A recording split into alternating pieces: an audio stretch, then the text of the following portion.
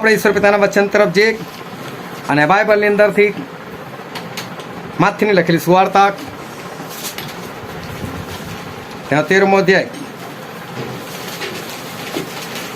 નવા કરારમાં માથીની લખેલી સુવાર્તા તેનો 13મો અધ્યાય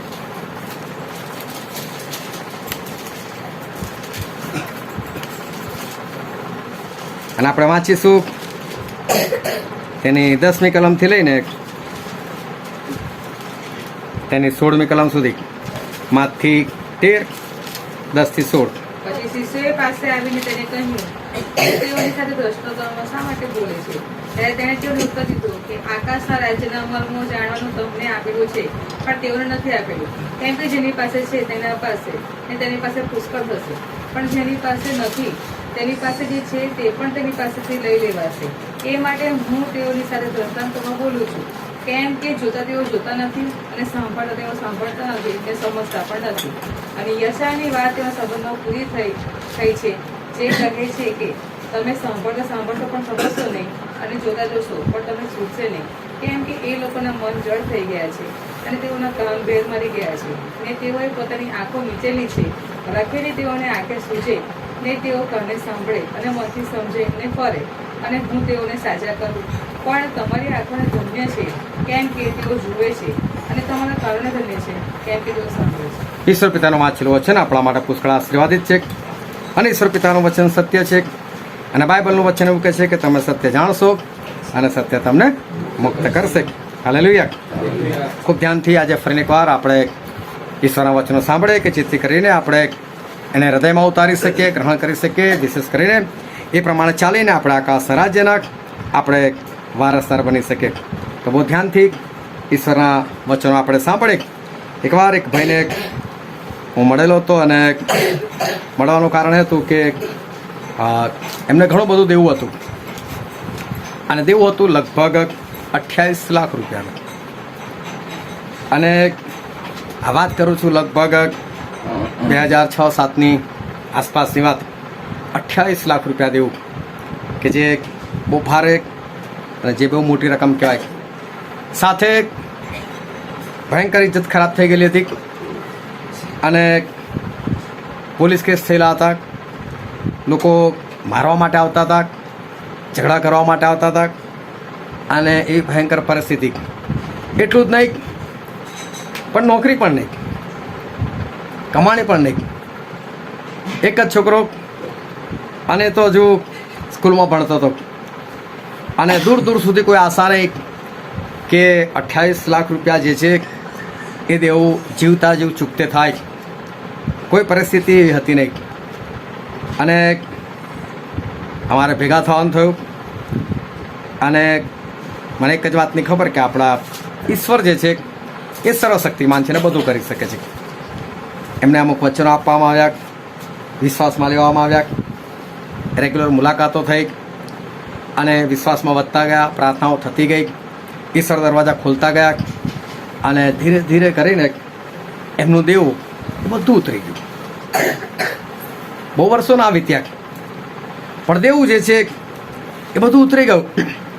અજાયબ જેવી વાત, એક ચમત્કાર જે છે એ આ પરિવારની અંદર થયો. પણ આપણા માટે અસંભવ વસ્તુ કે શું 28 લાખનું દેવું જે છે એ દેવું ખરેખર ઉતરી જાય. એકવાર એક કુટુંબ હતું અને ત્યાં પ્રશ્ન હતો પતિ પત્નીને લઈને અને બંને છૂટા પડી ગયેલા હતા.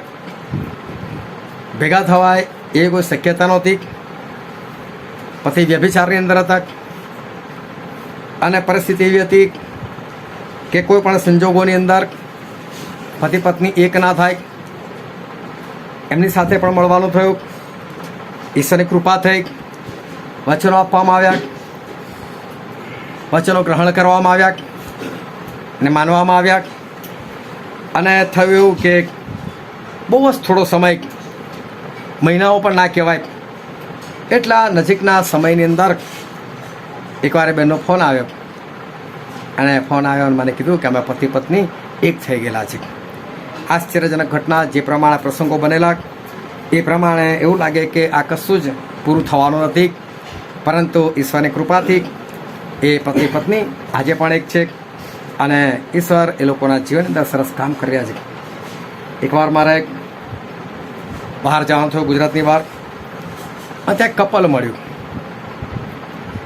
અને એ લોકોને લગ્નને 20 વર્ષ થઈ ગયેલા હતા અને 20 વર્ષ સુધી એ લોકોને કોઈ બાળક નહીં. જેટલું એ લોકો કરવા ચાહતા હતા, જે કે લોકોના મનમાં તો બધું કરી ચૂકેલા હતા, પરંતુ એ લોકોને બાળક ના થયું તો ના જ થયું. 20 વર્ષ લગ્નનો ગાળો બહુ મોટો કહેવાય. હિંમત હારી ગયેલા હતા અને એ સમયે મુલાકાત થઈ, એમની સાથે વાત થઈ, સાક્ષીઓ આપવામાં આવી, વચનો આપવામાં આવ્યા, એમને વિશ્વાસ આવ્યો અને પહેલાં જ વર્ષે એમને પુત્ર થયો. ફરી થોડો સમય થયો, ફરી પુત્ર અવતર્યો અને ફરી આવીને એક સલાહ લેવા આવ્યા, અમે ફેમિલી પ્લાનિંગનું ઓપરેશન કરાવી દઈએ કે છે. કૃપા ઈશ્વર એટલી બધી કે હવે નહીં થાય એવું નથી લાગતું કે નહીં થાય. ઈશ્વર ગર્ભસ્થાન ખોલ્યું છે, હવે થશે.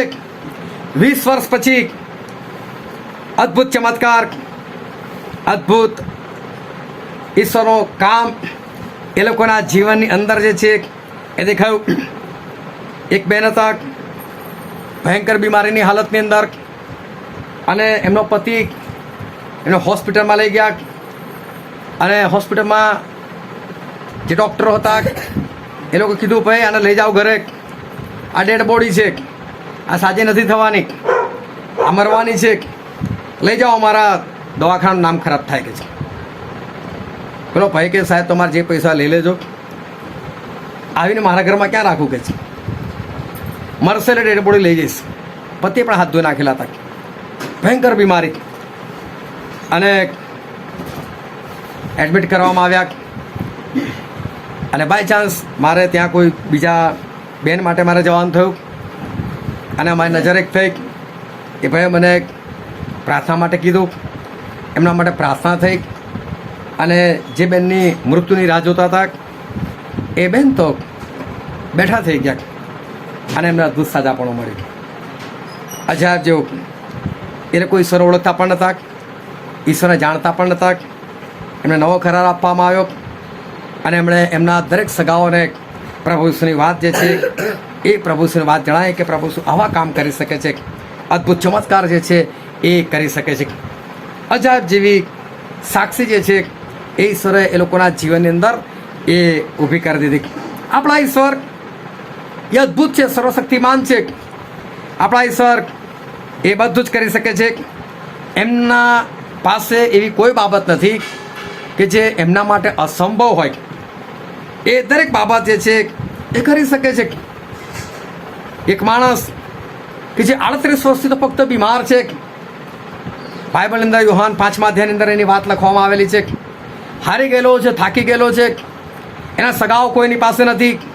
ત્યાં તો સાજા થવાની એક આશા છે કે જ્યારે બી કુંડનું પાણી હલે ત્યારે જો કોઈ આને પહેલો ફેંકી દે તો સાજો થઈ જાય એવું છે. મને નથી ખબર કે સ્વર્ગદૂત ક્યારે આવતા હતા, કઈ તારીખે આવતા હતા, કઈ વારે આવતા હતા, પરંતુ કહું છું કે બબ્બે કરીને અમુક માણસો એના સગાઓ જો ભાઈને કુંડીની ઉપર આમ કરી લઈને ઊભા થઈ જાય, પાણી હાલીને ફેંકીએ તો ના કામ થઈ જતું, ક્યારું થઈ જતું કામ. પણ બધા હિંમત હારી ગયેલા, થાકી ગયેલા, ના બને, ના સાજો થાય, એની પાસે કોઈ જ નહીં. અને પ્રભુ ઈસુની પાસે જાય છે અને પ્રભુ ઈસુને કહે છે બોલ તારે સાજા થવું છે કે હા થવું છે સાજો. એની પરિસ્થિતિ એને વર્ણન કરે કે પ્રભુ મારી પરિસ્થિતિ આવી છે. પ્રભુ તો કોઈ વાંધો નહીં કે છે, ના મારે પાણીની જરૂર છે, ના પાણી હલાવવાની જરૂર છે. હું તને કહું છું તારો ખાટલો ઉચકીને ચાલ કે છે, તારી જે પથારી છે એને ઉચકીને ચાલ, એકલો પણ નહીં, પથારી ઉચકીને ચાલ. વિચાર કરો 38 વર્ષથી જે માણસ ઊભો નથી થયો એણે ખાટલો ઉચકીને ચાલવાનું છે. અદ્ભુત સાજાપણું. પણ બાઇબલ એવું કહે છે કે તરત જ એવું લાગ્યું, તરત જ ઓન ધ સ્પોટ જે 38 વર્ષથી બીમાર છે એ તરત જ એ સાજો થઈ ગયો. આખી રાત પિત્તર, યોહાન, યાકૂબ, આંદ્રિયા, માછલી પકડી પકડીને થાકી ગયા, જાળ નાખી નાખીને થાકી ગયા, કંટાળી ગયા, સવાર પડી ગઈ. વિચાર કરો એ દિવસે માછલીનું શું થયું હશે કે એક પણ માછલી આવતી જ નહીં, એક પણ માછલી ફસાતી નથી. રોજનો આ લોકોનો ધંધો છે. ઘણી વખત એવું બન્યું હશે કે માછલી નહીં આવતી હોય, પરંતુ કદાચ બીજી વખત જાળ, ત્રીજી વખત જાળ કદાચ ઓછી આવે, પણ આખી રાત માછલી પકડીને આવે જ નહીં. પણ થયું એવું કે એ દિવસે માછલીઓ ના આવી અને એક પણ માછલી ફસે નહીં. સવાર પડી ગઈ, જાળ ગંદી થઈ ગઈ. પિત્તર લોકો બધા સાફ કરી રહ્યા છે જાળ. આખી રાત જેણે મહેનત કરી છે ને પ્રભુ સ્વાઈને એક જ વખત કહે છે ઊંડા પાણીમાં જાળ નાખો કે છે.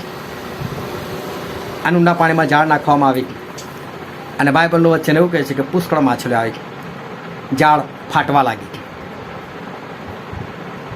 વિચાર કરો કે શું આખી રાતમાં એક પણ વખત આ લોકો ઊંડા પાણીમાં જાળ નહીં નાખ્યું હોય?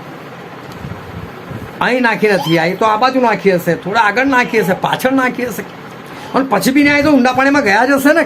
આખી રાતની વસ્તુ જાતો ઊંડાણમાં પણ એ લોકો જાળ નાખી હશે. અને પ્રભુ કહે છે ઊંડા પાણીમાં નાખો. ત્યારે પિત્તર કહે છે પણ ખરું પ્રભુ આખી રાત મહેનત કરી છે, એટલે કે ઊંડા પાણીને અમે છોડ્યું નથી, ત્યાં પણ નાખેલી છે. પણ ચલો તમે કહો છો તો નાખી દઉં છું. કેટલી બધી માછલીઓ આવી. શું અચાનક સવાર પડતા કે પ્રભુનો ઉપદેશ સાંભળતા માછલીઓ જાગી ગઈ? શું સૂઈ ગયેલી હતી ને કંઈ ફરવા નીકળી? કેમની માછલીઓ અચાનક આવી ગઈ? કારણ એ હતું કે પ્રભુ ગમે તેને ઓર્ડર કરી નાખ્યો. માછલીઓ એ માછલીઓ ઊંડા પાણીમાં કીધું છે ભાગો, ફસાવો, અને માછલીઓ અંદર ફસાઈ ગઈ. આખી રાત એક પણ માછલી ના આવી. પ્રભુએ કીધું અને ઢગલો માછલી જે છે એ આવી ગઈ. જીવનમાં સમસ્યા નથી આવતી એવું નથી, સમસ્યા તો આવી જાય છે. એવું પણ નથી કે પ્રભુ શું તમારી સાથે હોય અને સમસ્યા ના આવે. સમસ્યા એટલી ડરપોક નથી કે પ્રભુ શું સાથે જોઈને ના આવે. પ્રભુ શું સર્વવ્યાપી છે ને, બધી જગ્યાએ છે ને, તો એ સમસ્યા બધાના ઘરમાં છે ને. હાલેલુયા. તો આ તો હું કહું છું કે પ્રભુ શું સર્વવ્યાપી, પણ ખરેખર પ્રભુ શું તમારા માટે તમારી સાથે હોય તો પણ એવું નથી કે સમસ્યા ના આવે. પ્રભુ શ્રી શિષ્યો સમુદ્રમાં જતા હતા, ના એ સમસ્યા, તોફાન ના આવ્યું, આંધી ના આવી. શું એને બીક લાગી કે પ્રભુ શું છે એટલે ના જવું એ ગાડી, હલ્લો ના મચાવો? એવું કશું નથી. તમારી સાથે પ્રભુ શું હોય, તમારા માટે જ હોય. તમે એમના સારા શિષ્ય હોય, એ તમને બહુ પ્રેમ કરતા હોય, તમારી સાથે વાતો કરો, બધું સારું હોય, તમારું આત્મિક જીવન ટોપ લેવલ પર ચાલતું હોય, તો બી એનો મતલબ એવો નથી કે સમસ્યા એ તમારા જીવનની અંદર ના આવે. તોફાન થઈ શકે, પવન આવી શકે, પણ ફરક ખાલી એટલો છે કે પ્રભુ શું હોય ને એ સમસ્યા આવે ખરી પણ જતી પણ રહે. અને કેવી રીતે કહો, તરત જતી રહે, એને વર્ષો ના લાગે જતા. પ્રભુ 38 વર્ષથી આનામાં છું, પ્રભુ 38 દિવસ તો આપો, ધીરે ધીરે ધીરે નીકળું છું. નહીં 38 સેકન્ડ પણ નહીં, અરે સેકન્ડનો 38મો ભાગ નહીં. પ્રભુ કહે એટલે તાત્કાલિક તરત એને જતું રહેવું પડે. અને માટે પ્રભુ શું છે, તમારો સંબંધ સારો છે, તમે આત્મિક લેવલમાં બહુ ઊંચા છો તો નહીં આવે સમસ્યા એવું નથી, પણ એટલી સ્પીડમાં એ સમસ્યા ભાગશે પણ ખરી. જો પ્રભુ શું તમારી સાથે છે તો એ સમસ્યા જે છે એ ટકવી ના જોઈએ.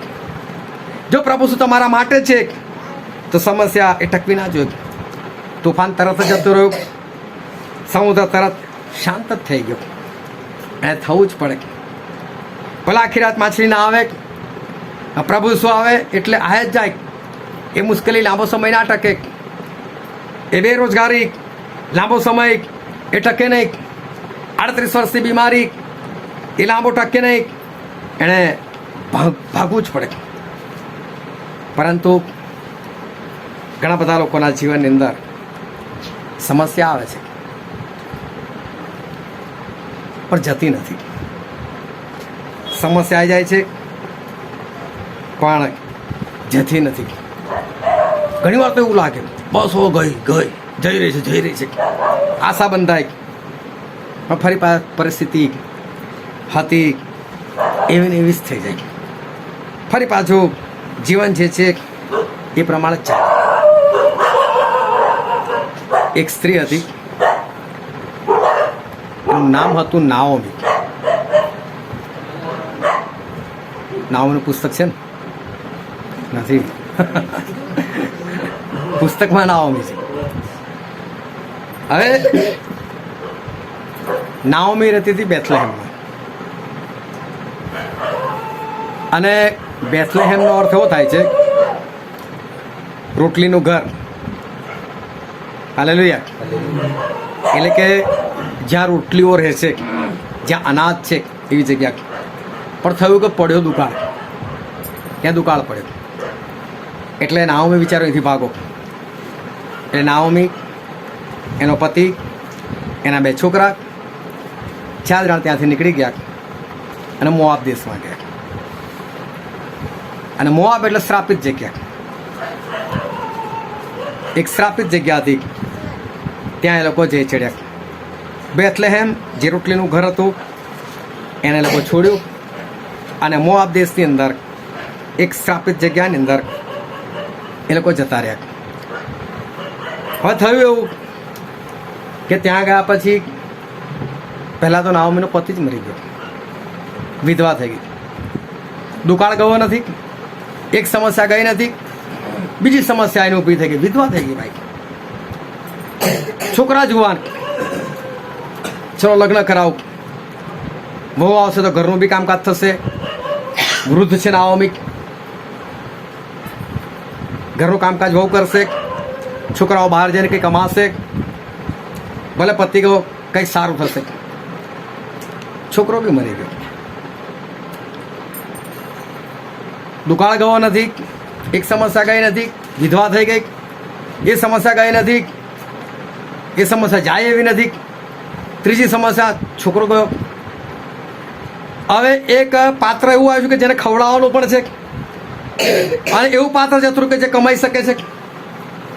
બીજો છોકરો, એનું બી લગ્ન કરાવી નાખ્યું, એ બી મરી ગયો. જો સમસ્યા પર સમસ્યા કદાચ નાઓમીને એવું થયું હશે કે મારો છોકરો કમાય છે ને બસ બધું સારું થઈ જશે, પણ ખબર આવી કે મરી ગયો. ચલો વાંધો નહીં, બીજો છોકરો તો કમાય છે, એનું લગ્ન કરાવ્યું અને ખબર પડે છે કે આ પણ મૃત્યુ પામ્યો. પરિસ્થિતિ ગંભીર, સમસ્યા ઉપર સમસ્યા, અને નાઓમીનું જીવન એ ભયંકર થઈ ગયું. સમસ્યા એના જીવનમાંથી જતી નથી. અચાનક એને ખબર પડી કે ઇઝરાયલની અંદર દુકાળ નથી, હવે વરસાદ પડ્યો છે, અનાજ પાકવા લાગ્યું છે. મોઆબ છોડો, જે બેથલેહેમમાંથી આવેલી, બેથલેહેમમાં પાછી જવું. પતિ મરી ગયો છે, 2 છોકરા બી મરી ગયા છે, 2 વહુઓ છે, અન્ય જાતિની છે, મોઆબની છે, શ્રાપિત જગ્યાની છે. એટલે નાઓમી કહે છે ભાઈ કામ કરો, તમે બી અહીંયા જ રહી જાઓ. તમે જુવાન છો, લગ્ન કરી લેજો, બીજું તમારું ભવિષ્ય તમે સુધારી લો, મારી સાથે ના આવશો, હું જઉં છું. ચલો એક બહુ સારી હતી એટલે છોડી નહીં, પણ બીજી હોય તો છોડી દીધું કે સારું હું તો લગ્ન કરી લઈશ. હવે સાસુ અને વહુ આ લોકો 2 જણા ફરી પાછા ઇઝરાયલ દેશની અંદર આવે છે. ફરી પાછા લોકો બેથલેહેમ રોટલીના ઘરની અંદર આવે છે. આસપાસવાળા નાઓમીને જોવે છે, બહુ ખુશ થાય છે. ઓય નાઓમી આવી, મને નાઓમી ના કહો છે કે નાઓમીનો અર્થ હતો મીઠી. મને મારા કહો કે છે, કડવી કહો. મારા જીવનમાં કડવાશ છે, મારો પતિ મરી ગયો છે, મારા છોકરાઓ મરી ગયા છે, હું આશીર્વાદિત નથી, શ્રાપિત થઈ ગયેલું છું, મારું બધું લૂંટાઈ ગયું, બરબાદ થઈ ગયું, ખલાસ થઈ ગયું, મારા જીવનની અંદર કશું સારા પડવું નથી, મને કડવી કહો કે છે. કેટલી હદે આ થાકી ગઈ હશે, પોતાના જીવનથી કંટાળી ગઈ હશે, એક પછી એક સમસ્યાઓ આ નાઓમીના જીવનની અંદર એ આપણને જોવા મળે છે, પરંતુ એક શ્રાપિત જગ્યામાંથી ફરી પાછી એક આશીર્વાદિત જગ્યાની અંદર આ નાઓમી જે છે એ પગ મૂકે છે અને અનાજ મળવાની શરૂઆત થાય છે. રૂથ જાય છે બોઆઝના ખેતરની અંદર, એને અનાજ મળે છે. બોઆઝની નજર એની પર પડે છે. બોઆઝ કહે છે આ છોકરી બહુ સારી છે, બહુ વધારે કામ કરે છે. કોણ છે? ખબર પડી એના સગામાં છે. એને પણ કૃપા દ્રષ્ટિ કરી, આને કોઈ સડો કરતા રોકવી નહીં. એ જમાનામાં અને ઈશ્વરે જે ઇઝરાયલ પુત્રોને કીધેલું હતું કે જ્યારે તમે તમારું ખેતરમાં કાપણી કરો તો એનો એક ખૂણો છોડી દેવાનો કે છે, વિધવાઓને માટે, અનાથોને માટે. ભલે એ લોકો આઈને કાપણી કરીને લઈ જાય કે છે, અને એ લોકો જે વીણી જાય એને સડો કહેવાય. કાયદેસર એ લોકો કોઈના પણ ખેતરમાં જઈ શકે અને એ લોકોના માટે જે મૂકેલું એમાંથી કાપણી કરીને એ લોકો લઈ આવી શકે, કોઈને રોકે નહીં. અને બોઆઝે કીધું કે આ રૂથ જે છે એ તો આપણામાંથી બેને લેવા દો કે છે. તમે જે કાપણી કરીને ઘઉં કે ચોખા જે બી કાઢ્યું છે એમાંથી પણ લેવા દો કે છે. એના વિશે મેં સાંભળ્યું છે કે આ સ્ત્રીએ એના સાસુને છોડી નથી, એની જુવાનીનો ત્યાગ કર્યો છે એણે. સારી છે તો શું આ મોઆબમાં લોકોને ના ખબર પડી? મોઆબમાં લોકોને ના દેખાયું? શ્રાપિત જગ્યામાં આશીર્વાદિત થવાતું નથી. ફરી પાછા આશીર્વાદિત જગ્યા પર આશીર્વાદ મળતો થયો. અને પછી નાઓમીને સવાલ થયો, આટલું બધું અનાજ કેવી રીતે લઈને આવી? એટલે કીધું ભાઈ આવું આવું છે, બોઆઝ નામનો કોઈ માણસ છે. તો કે આપણો સગો થાય, અને ઇઝરાયલ રીત પ્રમાણે જો કોઈ વિધવા થાય તો એના ઘરની અંદર જે પુરુષ હોય એને સ્ત્રી તરીકે રાખે. અને એટલે એણે કીધું કે જા એની સાથે વાત કર. અને ઘટના એવી બની કે બોઆઝ જે અમીર હતો, જે ધનવાન વ્યક્તિ હતો, એની સાથે આ રૂથનું મેરેજ થયું. જે ખેતરની અંદર રૂથ સડો કરવા જતી હતી, એક વિધવા તરીકે એને એક ધનાઢ્ય પતિ મળ્યો. અને નાઓમીના જીવનમાં પણ આશીર્વાદ આવ્યો, રૂથના જીવનની અંદર પણ આશીર્વાદ આવ્યો. જ્યારે એ લોકો એ આશીર્વાદિત જગ્યા પર આવ્યા ત્યારે ઇઝરાયલ જે શબ્દનો અર્થ થાય છે કે જેના માટે દેવ યુદ્ધ કરે છે. ઇઝરાયલ એટલે જેના માટે દેવ યુદ્ધ કરે છે. ઇઝરાયલની તો સમસ્યા નથી એવું નથી, ત્યાં સમસ્યા છે, પણ એ ઇઝરાયલ છે એ આશીર્વાદિત જગ્યા છે. ઈશ્વર ત્યાંના લોકોના માટે લડે છે, અને માટે ગમે તેટલી સમસ્યા પણ ઇઝરાયલમાં સમસ્યા ટકતી નથી. હાલેલુયા. ઇઝરાયલ જેના માટે દેવ યુદ્ધ કરે છે. પણ આપણે તો ભારત દેશના, આપણું શું? અને બાઇબલની અંદર લખેલું છે રોમનોનો પત્ર 9મો અધ્યાય, અને આપણે વાંચીએ તો 6ઠ્ઠી કલમ. પણ દેવની વાત જાણે કે વ્યર્થ થઈ હોય એમ નથી, કે જેઓ ઇઝરાયલના વંશજો છે તેઓ સર્વ ઇઝરાયલી નથી. બાઇબલ કહે છે કે જેઓ ઇઝરાયલના વંશજો છે એવો સર્વ ઇઝરાયલી નથી. એટલે કે ઇઝરાયલના જે 12 કુળના જે સંતાનો છે એ બધા ઇઝરાયલી છે એવું નહીં. આ રોમનોનો પત્ર લખેલો છે. આ રોમન એટલે અન્ય જાતિના લોકો. રોમન લોકો વિશ્વાસમાં આવ્યા અને લોકોનો પ્રશ્ન થયો કે ભાઈ તારો તો ઇઝરાયલની અંદર છે, અમે તો અન્ય જાતિના લોકો, પ્રભુ સુપ્ર વિશ્વાસ કરીને શું થવાનું મારું? અમે છેલ્લે બી નરકમાં જ જવાના નહીં. એટલે પાઉલ પ્રેરિત પછી લોકોને સમજાવે છે કે ભાઈ ખરેખર ઇઝરાયલ એટલે શું? તો કે જેઓ ઇઝરાયલના વંશજો છે એટલે ઇઝરાયલના વંશજો એટલે ઇઝરાયલી છે એવું નથી. આગળ તેમજ તેઓ ઇબ્રાહીમના વંશજો છે તેથી તેઓ સર્વ એના છોકરા છે એમ પણ નથી. હા, જેઓ ઇબ્રાહીમના સંતાન છે, એના વંશજો છે, એનો મતલબ એવો પણ નથી કે એ બધા એના સંતાન છે કે છે. પછી પણ લખેલું છે કે પણ એવું લખેલું છે ઈસાકથી તારો વંશ ગણાશે. ઈસહાકથી તારો વંશ ગણાશે કે છે. એટલે ઇબ્રાહીમના છોકરા ઇસ્માઇલ, તો સારાના પેટે થયેલા ઈસાક, અને કટોરાના પેટે થયેલા બીજા લોકો પણ. પરંતુ ઈશ્વરે એવું કીધું કે ઇબ્રાહીમ તારો વંશ જે છે ને એ ઈસાકથી ચાલશે. એટલે પેલા લોકો ત્યાં બાળકોને થયું નહીં, ત્યાં પણ બાળકો થશે. પણ ઇબ્રાહિમનો વંશ કોણ? તો કે ઇબ્રાહિમથી ઈસાક. ઈસ્માઈલનું નામ નહીં આવે છે, કટોરાના છોકરાઓના નામ નહીં આવે, પરંતુ ઈસાકથી જે વંશવેલો આગળ વધશે એ જ તારા સંતાનો ગણાશે. આગળ એટલે જેઓ દેહના છોકરા છે, એટલે જેઓ દેહના એટલે કે શરીરના છોકરા છે તેઓ દેવના છોકરા છે, તેઓ દેવના છોકરા છે એમ નહીં, જેઓ વચનના છોકરા પણ જેઓ વચનના છોકરા છે. હાલેલુયા. બહુ ધ્યાનથી સમજો. જેઓ વચનના છોકરા છે તેઓ જ વંશ ગણાય છે. તેઓ જ વંશ ગણાય છે. વચનના છોકરા. વચનના બે અર્થ થાય છે. મેં વચન આપ્યું છે, હું બાળક આપીશ. ઈશ્વરે વચન આપેલું ઇબ્રાહિમ, હું તને બાળક આપીશ. આ વચન, અને વચનનો છોકરો એટલે ઈસહાક. અને જ્યારે પાઉલ પ્રેરિત લખે છે કે જેઓ વચનના છોકરા છે, એટલે આ બાઇબલ. આ બાઇબલથી જે લોકો પેદા થયેલા છે, આ વચન સાંભળીને જે લોકો પેદા થયેલા છે, આ વચનથી જેઓ નવો જન્મ પામેલા છે. પ્રભુએ કીધું કે જેઓ પાણીથી તથા આત્માથી જન્મ્યા નથી તે લોકો અનંત જીવનો વારસો પામનાર નથી. એ પાણી એટલે કે વચન. આપણે બધા લોકો આજે આ જગ્યા પર છે તો એનું કારણ છે આ વચન. કોઈ ને કોઈ વખત આ વચન તમને અસર કરી ગયું, આ વચન તમારા હૃદયમાં આવ્યું, તમે એમને ગ્રહણ કર્યું અને તમે પ્રભુનો સ્વીકાર કર્યો, તો તમે આજે આ જગ્યા પર છો. વચનથી પેદા થયેલા છો તો તમે અહીંયા છો. હાલેલુયા. તો વચનના છોકરા એટલે જ્યારે વચન સાંભળીને તમને એવું લાગે કે હું તો ખોટું જીવન જીવતો હતો, મારે તો પ્રભુમાં જીવન જીવવું જોઈએ. એ પિત્તરે કીધું, ઓય ઇઝરાયેલના માણસો તમે સાંભળો, જે ઈસુને તમે વધસ્તંભે ચડી દીધા એ તો જીવે છે, ત્રીજા દિવસ જીવતા થયા, અમે એમના સાક્ષી છે અને હવે એ ન્યાય કરવા માટે આવનાર છે. ત્યારે કોઈ વિશ્વાસ કર્યો, આ વચન માન્યું અને પિત્તરે કીધું, પિત્તરો અમે શું કરીએ? એટલે પિત્તરે કીધું, બાપ્તિસ્મા લો. આ છે નવો જન્મ. વચન અસર કરી ગયું, વચન પર વિશ્વાસ આવ્યો અને પછી વચન અનુરૂપ જીવન જીવવા માટે જે માણસ તૈયાર થાય છે, પોતાની જાતને સમર્પિત કરે છે, એ છે વચનના છોકરા. તો બાઇબલ એવું કહે છે કે ઈસાકથી વંશ ગણાશે, એટલે કે વચનના છોકરા એ જ ખરા ઈશ્વરના છોકરા અને એ જ ખરા ઇઝરાયેલી.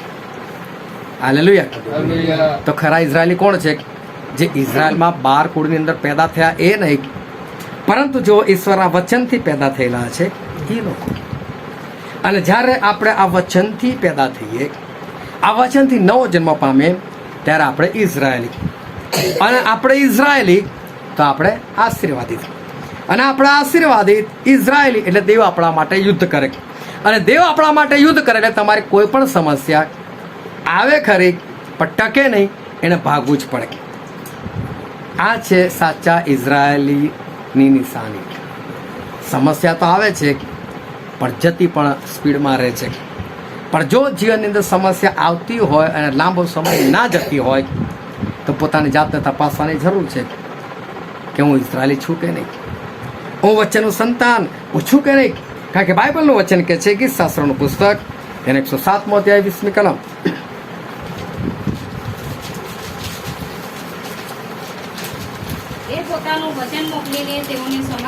બાઇબલ કહે છે ઈશ્વર પોતાનું વચન મોકલીને તેઓ સમા કરે છે, એટલે કે સાજા કરે છે, સરખા કરે છે અને દુર્દશામાંથી ઉગારે છે વચન મોકલીને. એટલે કોઈ તમારે આગળ આવીને આખું બાઇબલ વાંચી નાખે, સાજા ના થાવ. એ વચન મોકલે છે, વચન તમારે ગ્રહણ કરો ને પ્રમાણે ચાલવાનું, તો તમારી સમસ્યા ગાયબ. એ કેટલી જૂની છે, એ કેટલી જમીન નીચે જળ નાખીને બેઠેલી છે, એ કેટલી પહાડ છે, એ મોટી છે, એનાથી ઈશ્વરનો કોઈ મતલબ નથી. કારણ કે ઈશ્વર તો પહાડોને તોડનાર ઈશ્વર છે. અને માટે દરેક સમસ્યાઓ ઈશ્વર માટે નાની છે. પણ જો તમારી પાસે વચન આવે છે, તમે વચન નથી પાડતા, તો તમે ઇઝરાયેલી નથી. ઇઝરાયેલ નથી તો ઈશ્વર તમારા માટે લડતા નથી, તમારી માટે લડતા નથી, તમારી સમસ્યા જતી નથી. પણ જો તમારા જીવનમાં જે કંઈ સમસ્યા હોય, ગમે તેટલી મોટી હોય, ગમે એટલી મોટી જળ નાખેલી હોય, વર્ષોથી હોય, લાંબી હોય, પણ જો તમે ઇઝરાયેલી બનો, તમે ઈશ્વરના વચનનો સ્વીકાર કરો, ગ્રહણ કરો, તો તમારી સમસ્યા ગાયબ. એ ટકી ના શકે. ઈશ્વર ના પાડે છે. નાઓમીના જીવનમાં સમસ્યા લાંબી એટલા માટે ટકી કારણ કે ઇઝરાયલ છોડીને એ તો બહાર જતી રહી, શ્રાપિત જગ્યામાં જતી રહી. તમે શ્રાપિત જગ્યામાં રહો, તમે શ્રાપિત અવસ્થામાં રહો તો કંઈ જ ના થાય. પણ જો તમે ઇઝરાયલની અંદર રહો, તમે ઇઝરાયલી બનીને રહો, એ દૈહિક બાબત છે. પણ ઈશ્વર આપણને આત્મિક બાબત શીખવા. તમે ખરા આત્મિક રીતે તમે ઈશ્વરના સંતાન બનો, તમે વચ્ચેના સંતાન બનો, તમે ઇબ્રાહિમના સંતાન બનો, તમે ખરેખર ઇઝરાયલી બનો. તમારી કોઈ પણ સમસ્યા રહેતી નથી, પરંતુ એને તાત્કાલિક કોઈ પણ હિસાબે એણે ભાગવું પડે છે. મેં વચ્ચેની શરૂઆતમાં ઘણી બધી સાક્ષીઓ આપી, એવી સાક્ષીઓ કે જે આપણા માટે અસંભવ લાગે છે, ડૉક્ટરોના માટે અસંભવ લાગે છે, બેંકના માટે અસંભવ લાગે છે, માણસોના માટે અસંભવ લાગે છે, પરંતુ ઈશ્વરે એ બધી સમસ્યાઓ એ ચપટીમાં દૂર કરી નાખી. કારણ કે આપણા ઈશ્વર એ કરી શકે છે. ખાલી આપણે એક જ બાબત કરવાની છે, અને એ છે કે આપણે ખરા ઇઝરાયેલી જે છે એ ઇઝરાયેલી આપણે બનવાનું છે. ઈશ્વર આપણા માટે એ યુદ્ધ કરે છે, અને જો ઈશ્વર આપણા માટે યુદ્ધ કરે છે તો પછી આપણું કામ થાય છે. આ તમે ઓછી સાક્ષી આપી, બાકી ઢગલાબંધ સાક્ષીઓ એ ઊભી કરીને બેઠેલા છે, અને સમસ્યાઓ જે છે એ દૂર ના કેમ થાય? કોઈ પણ બાબત એ ખોટી છે એ આપણા જીવનમાંથી એ દૂર કેમ ના થાય? શું કામ સમસ્યાઓ જાય નહીં? એકવાર કુટુંબની અંદર હું ગયો, અને બહુ સાંભળવા અને સમજવા જેવી વસ્તુ. જુવાન છોકરો જુવાન છોકરી પરણેલા, બાપા બેંકની અંદર, અને હું ગયો અને છોકરીએ બધી વાત કરવાની શરૂઆત કરી. મેં તો શું સમસ્યા છે? મારો પતિ મને મારે છે, મારી સાથે લડાઈ કરે છે, મારી સાથે ઝઘડા કરે છે, નાનકડું એક બાળક આનું ધ્યાન રાખતો નથી, ઘરમાં ખાવાનું હોતું નથી, દારૂ પીયા કરે છે, ભયંકર સમસ્યાઓ. મેં પતિને કીધું, મેં કહું ભાઈ શું છે આ બધું? તો કે આવું કશું નથી. કે છે તમારી સામે બોલી રહી તમારી પત્ની, તો ભાઈ સાચું જ હોય. મને કે ના એવું નથી. કે છે હું દારૂ પીઉં છું, ખાલી દારૂ પીઉં છું ને એટલે ઝઘડા કરું છું.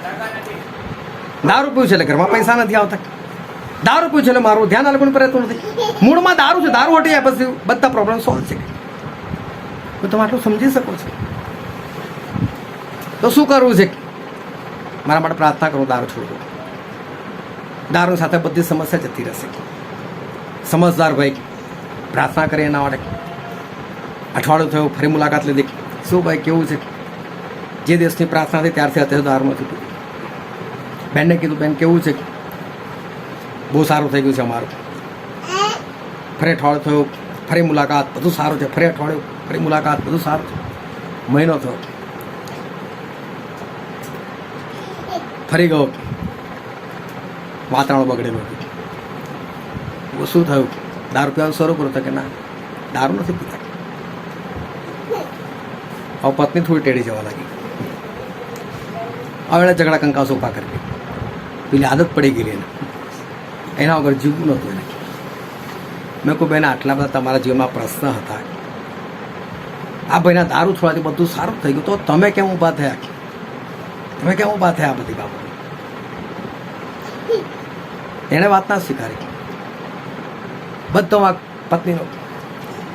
થોડો વખત થયો, મારે ગામ જવાનું થયું. આના બાઈ ગામની, એના ઘરની સામેના જ ઘરમાં ગયો. મને નથી ખબર કે આ બા અહીંયા રહેતી હશે ને સામે રહેતી હશે. તો બીજાના ઘરમાં ગયો. એ બાઈ દોડતી હોય, સ્ટેનલી ભાઈ તો હા ભાઈ શું થયું? કેમ અહીંયા ગાડી? તમે તો પતિને જોડો? ના, હું તો આવતી રહી ગઈ છે.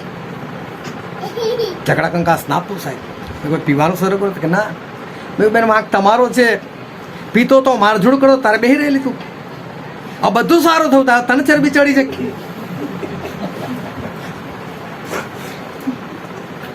છૂટા થઈ ગયા લોકો, છૂટા પડી ગયા. મારી ના માની તો ના જ માની. શું સમસ્યા દૂર થાય? માણસ હાથે કરીને છે ને આ સમસ્યાઓમાં બંધ થઈ જાય છે. બાકી ઈશ્વર નથી છોડાઈ શકતા એવું તો કશું છે નહીં. પરંતુ માણસ હાથે કરીને એમાંથી નીકળવા નથી માંગતો. એક છોકરી 28 વર્ષની, દેખાવમાં સુંદર, ભણેલી ગણેલી, સારી નોકરી. મને પ્રાર્થના માટે બોલાવ્યો. રાત્રે લગભગ 8 વાગે એમના ઘરમાં બેઠો છું, અને છોકરીએ મને વાત કરી, મારું લગ્ન નથી થતું, વાત જ નથી આવતી, એવું નથી કે મને જોઈને કોઈ રિજેક્ટ કરતું હોય, વાત જ નથી આવતી. સારું, ચલો આપણે પ્રાર્થના કરી. પ્રાર્થના કરો. રાતના 8 વાગી ગયેલા હતા, પણ મારા મોડામાં શબ્દ એવો નીકળે કે પ્રભુ આના માટે જે છોકરો તમે નક્કી કર્યો છે ને આજે જ વાત આવે, તો 8 વાગે કઈ વાત આવવાની? મને પણ શબ્દો બોલે એવું લાગ્યું કે ફસે તો નહીં ગયો. અને પછી હું તો પ્રાર્થના કરીને ત્યાંથી નીકળી ગયો. ઘરે જ પહોંચ્યો હજુ તો 5 મિનિટનું અંતર, અને મારી પર ફોન આવ્યો. છોકરો ખુશ ખુશાલ, ઓસ્ટ્રેલિયા ભાઈ વાત આવી ગઈ કે છે. શું વાત કરતો કે હા, સુંદર પાત્ર, પાસ્ટર, બ્રાહ્મણ ફેમિલીમાંથી આવેલો માણસ, વિશ્વાસી થયેલો છોકરો, ચર્ચ ચલાવનાર બની ગયેલો. બધી આખી વાર્તા મને કહી દીધી, આવું આવું છે, ફલાણું છે, ટીકણું છે. મેં કહું બેન, જે રીતે આપણી પ્રાર્થના થઈ છે ને, હા જ પાડી દો. મને કે પાડી દીધી? હા કે છે. બસ હવે જોવા જવાનું બધું બાકી છે. બસ સારું. થોડો સમય થયો, ફરીવાર મળવાનું થયું. મેં બેન શું થયું પેલું? તો કે અમે ના પાડી દીધી. તમે ના પાડી? તો કે હા. કેમ? તો કે એના ઘરવાળા, બીજા ખાનદાનવાળા તો બધા બ્રાહ્મણ જ ને કે છે. એમનું એકલું જ કુટુંબ વિશ્વાસ છે. હા, તો કોઈ પ્રશ્ન છે? 28 વર્ષે કોઈ પૂછતું નથી, કોઈ આવ્યું નહોતું તારા ઘરે. આજે થયું અને તારે આજે વાત ને બીજા 12 થી 15 વર્ષ વીતી ગયા. આજે બી કુંવારી છે. આજે બી કુંવારી છે. એક સોસાયટીની અંદર એકલી રહે છે. થોડા વર્ષો પર મારે મળવાનું થયું 5-7 વર્ષ પહેલાં. અને જ્યારે હું સોસાયટીમાં ઘૂસતો હતો, સોસાયટી થોડી હાઈ ફાઈ, વોચમેને મને રોક્યો, કઈ જવું છે? મેં કહું ફલાણીના ઘરે. મને ઉપર માણસ એવો લાગતો તો નહીં, આના ઘરે કેમ જાય છે? ભયંકર છાપ, બદનામ થઈ ગયેલી છે, ભયંકર ચીવર.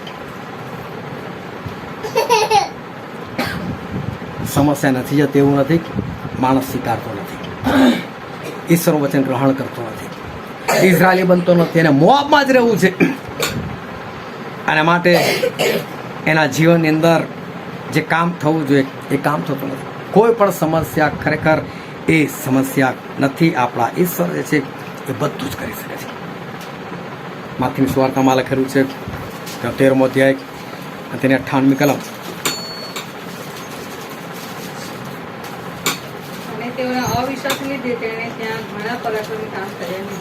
બાઇબલનું વચન એવું કે તેઓના અવિશ્વાસને લીધે તેણે એટલે કે પ્રભુ ઈસુએ ઘણા પરાક્રમી કામો કર્યા નહીં. થયા ને એવું નથી. તમારો વિશ્વાસ હોય કે અવિશ્વાસ, પ્રભુને કોણ રોકી શકવાનું? કામ કરતા. પણ અવિશ્વાસ તારે કરતા જ નથી. નથી થતું એવું નથી, એ કરતા જ નથી.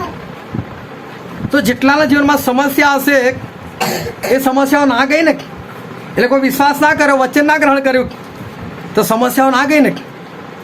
અને માટે બહુ ધ્યાનથી સમજજો કે માણસ જે છે એ જો ઈશ્વરના વચનો ના ગ્રહણ કરે, એમના વચન પ્રમાણે ના ચાલે, ઇઝરાયલી ના બને, મોઆબની અંદર પડી રહે, તો પછી એના જીવનની અંદર ચમત્કાર જે છે ને એ ચમત્કાર નથી થતો.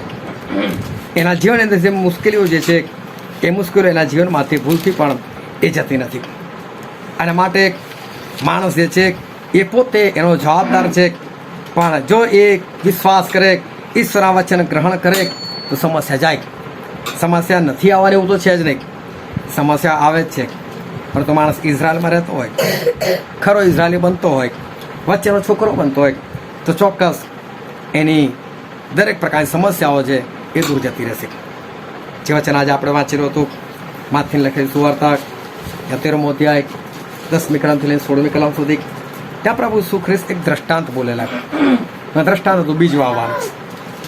અને પ્રભુ ઈસુએ કીધું કે વાવનાર વાવવાના માટે ગયો, રસ્તાના કિનારે બીજ નાખ્યા, પક્ષીઓ આવીને ચણીને ખાઈને જતા રહ્યા, પથ્થરવાળી ભોંય પર અમુક બીજ પડ્યા, ફટાફટ ઉગ્યા, તડકો પડ્યો, ચીમડાઈ ગયા, ઝાડી ઝાંખરામાં બી પડ્યા, ઉગ્યા, ઝાડી ઝાંખરા પર ઉગ્યા, અને બધું નાશ કરી નાખ્યો, બધું ખલાસ થઈ ગયું.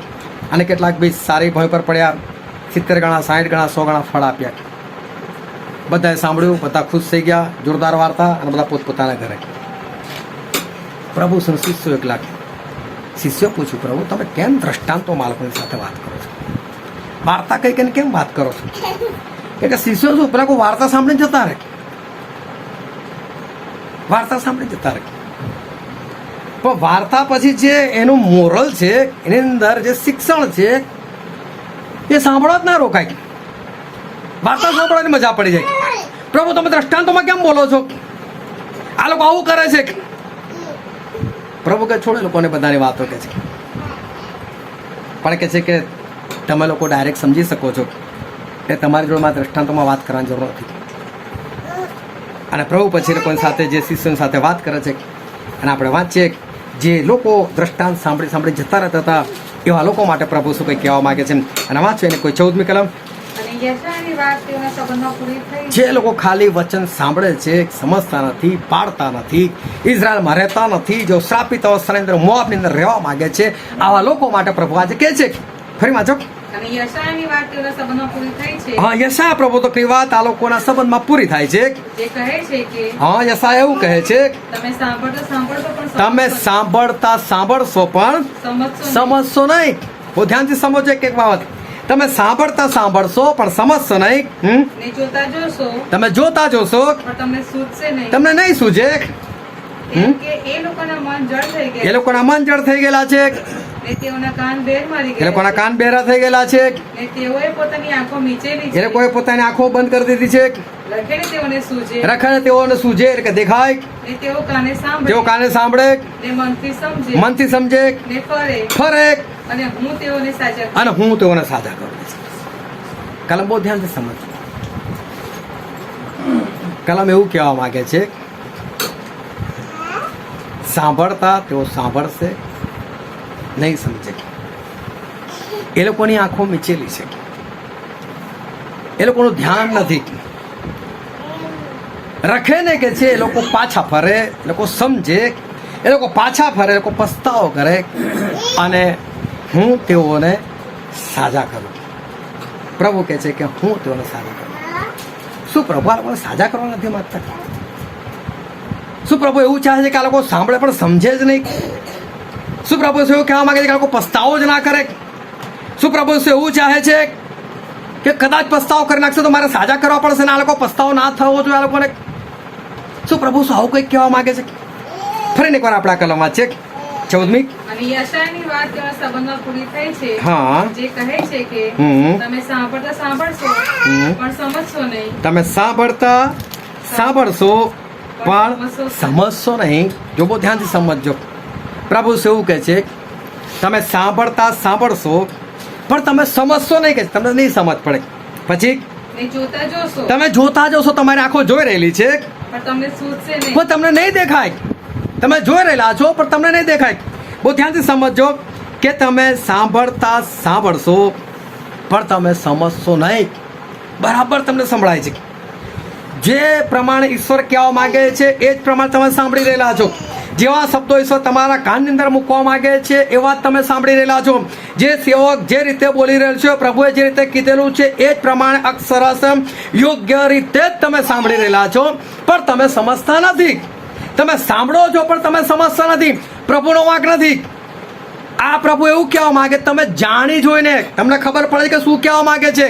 તમને બધું જ ખબર પડે છે કે દર રવિવારે શું મેસેજ આવે, સોમવારે શું મેસેજ આવે છે, મંગળવારે શું મેસેજ આવે, તમને કયું કામ સોંપવામાં આવે છે, તમને શું કહેવામાં આવે છે, તમને કઈ ભગાડવાની વાત કરવામાં આવે છે, કયો ગોલ સેટ કરવાની વાત આવે છે, કયું લક્ષ્યમાં ચાલવાની વાત આવે, બધું તમને સમજ પડે છે. ઈશ્વર કહે છે પણ તમે જાણી જોઈને આ સમજવા નથી માંગતા. તમે જાણી જોઈને સમજવા નથી માંગતા. પછી આગળ, કેમ કે એ લોકોના મન જડ થઈ ગયા. તમે જોતા જોશો પણ નહીં સૂજે. તમને બધું જ ખબર છે કે શું દેખાય છે. મને આ ક્રોસ જ છે, મારે ક્રોસ ઉચકીને જ ચાલવાનું છે, મારે દુઃખમાં જવાનું છે, મારે ઈશ્વરના વચનો પાડવાના છે, બધું જ છે. તમને સરખું દેખાય. જે પ્રમાણે ઈશ્વર કહેવા માંગે છે એ જ તમે જાણી જોઈને તમારી આંખને સૂજવા દેતા નહીં. તમે તમારી જાતને ઠગો છો કે છે. કેમ? આગળ વાંચો. કેમ કે એ લોકોના મન જડ થઈ ગયા. કેમ કે મન જડ થયા છે. મન જડ થઈ ગયું છે અંદરથી. નહીં માનવું મારે. હું સાંભળીશ ખરો પણ નહીં સમજુ. મારે સમજવું જ નથી. એને ખબર પડે છે કે ખરેખર સેવક શું કહેવા માંગે છે. એને ખબર પડે છે કે મારો દેવ મને શું કહેવા માંગે છે. એને ખબર છે કે આ વચન શું કહેવા માંગે. નથી માનવું મારે નથી સમજવું. એનું મન જડ થઈ ગયું, મારે નથી માનવું. પ્રભુ એવું નથી કે આમાં કે તમને નથી સમજ પડે, તમે તમારા મન જડ કરેલા છે એવું પ્રભુ કે છે. આગળ, ને તેઓના કાન ભેર મારી ગયા છે. તેઓના કાન બહેર મારી ગયેલા. સાંભળતા સાંભળશો તો કાન કેમ ના બહેરા? પણ તમે એવું કહેવામાં મને નથી ખબર પડી. બહુ સ્પષ્ટ બોલે છે, તમને સ્પષ્ટ સંભળાય છે, પણ આ જે છે એક જાતની ખોટી બાબત છે કે માણસ એ જાણી જોઈને સામેવાળાને હેરાન કરે. બોલનાર નહીં સમજ પડી મને, તમે આવું કહેવા માંગતા હતા? કેમ તું મૂર્ખો છે? તું અભણ છે કે તને નથી ખબર પડતી? માણસ જાણી જોઈને એ શબ્દોને એ ગણકારતો નથી, એને સમજ નથી પડતી એવું કહેવા માંગે છે. આગળ, ને તેઓએ પોતાની આંખો મીચેલી એ લોકોએ પોતાની આંખો મીચેલી છે, જોવે છે, દેખાય છે, પણ કેમ મને નથી ખબર પડતી, એમાં મન નથી દેખાતું. જાણી જોઈને આંધળો બને છે. ખરેખર દેખતો છે ને બધું દેખાય, બધું સમાજ બરાબર જ જે પ્રમાણે પોકારવામાં આવે, જે પ્રમાણે સમજાવે એ પ્રમાણે જ સમજે છે, પણ એણે નથી સમજવું. એટલે ગુજરાતીમાં કહેવત છે ને, ઊંઘેલા તમે જગાડી શકો પણ જાગતા નહીં. પાણી નાખે તો હલ જ નહીં. એટલે આટલી તો કોઈની ઘેરી ઊંઘ હોય, તમે એને ઢંઢોળી નાખો ને પલટીને પાછો ટૂંટી વાળી સુઈ જશો, એને સમજ નથી પડતી. ખરેખર ઊંઘતો ને ફટતીને બેઠો થઈ જાય. જે જાણે જેને હરામે કરતું હોય ને, નાલાયકી કરતું હોય ને, એવા લોકોની વાત છે. આ પ્રભુ એવા લોકોની વાત કરે, તમે બધું સમજ પડે, નથી માનતો મારે. તમે પોતાની આંખો મીચેલી છે, તમારે જોઈને પણ તમારે એવું મને નહીં ખબર પડતી, મને નહીં સમજ પડતી. એટલે કઈ ભાષામાં તમારી સાથે વાત કરવામાં આવે છે? જે ભાષામાં તમે સમજો એ ભાષામાં તમને ઈશ્વર બાઇબલ આપે, એ જ ભાષામાં ઈશ્વર તમારી સાથે વાત કરે છે. કેમ લોકો અન્ય ભાષા બોલ્યા? કેમ લોકોએ પોતાની ભાષામાં લોકોને બોલતા સાંભળે? ઈશ્વરને ખબર મારે લોકોને એ ભાષામાં કહેવું પડશે. 3000 આવ્યા તો બાકીના નહીં આવ્યા. પાછો આગળ શું કહે છે? રખે ને તેઓને આંખે શું છે? રખે ને તેઓને આંખે શું છે? અને ને તેઓ કાને સાંભળે, ને તેઓ કાને સાંભળે, અને ને મનથી સમજે, મનથી સમજે, ને ફરે, ફરે. ને હું તેઓને સાજા કરું. હું તો કોઈ ચાહતા જ નથી. સ્વીકારીશું તો પાછા ફરવું પડશે ને, તો ભૂલ કબૂલ કરવી પડશે ને. માનીશું, આંખો ખોલીશું તો કે હા ભાઈ મારી ભૂલ છે, હવે બોલો તમે મારે શું કરવું જોઈએ. જે લોકોને ખબર પડી તો ના પૂછ્યું પિત્તર અમે શું કરીએ, તો શું બાકીના લોકોની ભાષામાં નથી સમજ પડી? સમજ પડેલી પણ નહોતું માનવું. ગઈકાલે મેં વચનની અંદર ચાલુ છે, મેં મારી ચેલેન્જ છે, તમે લોકો આજે બી નહીં બેસો અને કોઈ જ ના બેઠું, બધા જતા રહે. મેં ચેલેન્જ કરેલી કે હું કંઈક કામ સોંપું છું, તમને કંઈક દેખાડું છું વચનથી, તો તમે એકબીજાને ચર્ચા તો કરો. ભાઈ તું તારો ગોલ સેટ કરો, મારો ગોલ સેટ શું શું કરશે, હું શું કરું છું. આવું શું કે આમાં બધા અભણ છે? શું બધાને સમજ નથી પડતી? શું બધા આંધળાઓ છે? તો શું કરી રહ્યા તમે લોકો? શું કરી રહ્યા છો ઈશ્વર સાથે? તમે પોતે નથી ચાહતા કે અમે પાછા ફરીએ, તમે પોતે નથી ચાહતા અમે કઈ આત્મા જીતીએ, તમે પોતે નથી ચાહતા કે અમારે સ્વર્ગમાં જાઓ, તમારે નર્કમાં જાઓ. તમે નક્કી કરીને આવ્યા છો. ઈશ્વર કે લોકો ચાહતા જ નથી કે હું એ લોકોને સાજા કરું, મારે તો કરવા છે. હું તો વાર્તા કહી કહીને લોકોને કહું છું કે કદાચ મને લોકો પૂછે કે પ્રભુ તમે શું કહેવા માંગો છો? શું મૂર્ખા છે? કોઈ ના ખબર પડે કે રસ્તાની કોરો પ્રભુ કેવી વાત, રસ્તાની કોરો કોઈ બી નાખતું હોય તો પ્રભુ ના સમજાવતા લોકો શું કહેવા માંગુ છું? પણ સમજી ગયેલા એટલે માનવું નથી ને, ભાગવું અહીંથી. હદ હોય કોઈ વસ્તુ, માણસે સુધરવું નથી, પોતે નથી, બધું સમજ પણ નથી માનવું, સુધરવું નથી. એને પ્રભુ કે યશાએ કીધું ને આ વાત સાચી છે કે છે. આ લોકો જાણી જોઈને આવું કરે, જાણી જોઈને આંખ મીચે છે, નથી માનવું.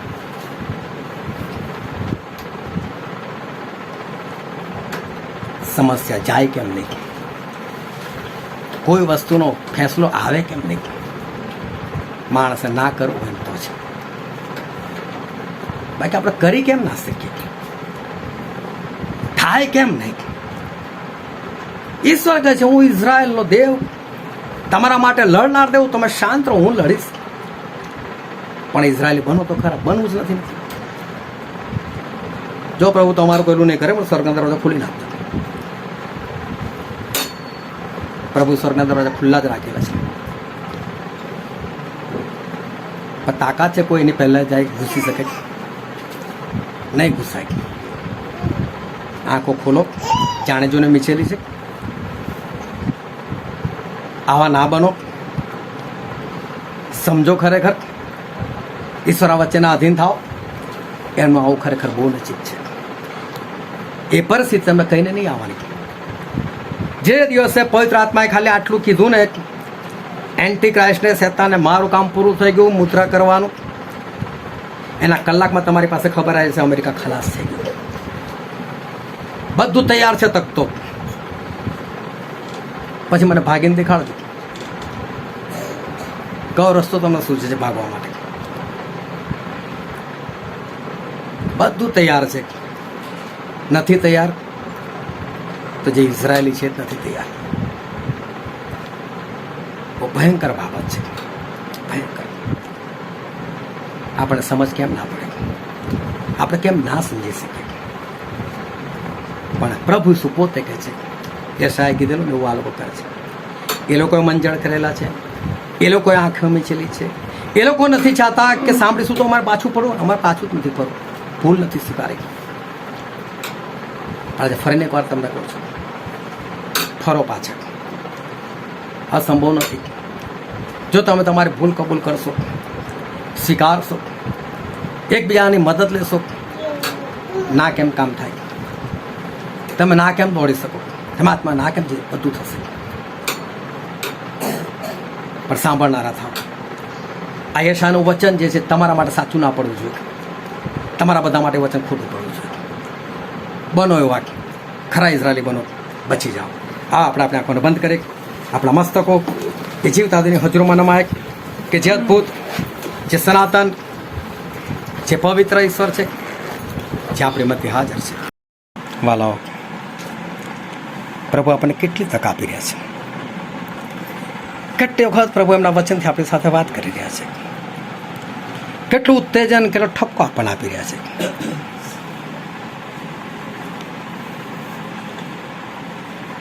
શું આ જાણતા થયેલી ભૂલો છે? શું એવું નથી કે માણસ જાણે જોઈને આ કરી રહ્યો છે? શું યશાએ કીધેલું છે આજે તમારા માટે કીધેલું છે? શું તમે યશાનું વચન તમારા માટે ખોટું ન પાડી શકો? ઈશ્વર આજે તમને બધાને તક આપે છે. રોજ ભેગા થાઓ, રોજ એકબીજાને મળો, કામ નક્કી કરો કેવી રીતે કરવું છે. તું મને મદદ કરું, તને મદદ કરું. એક ટીમ વર્ક છે. બધા ભેગા થઈને આગળ વધીએ.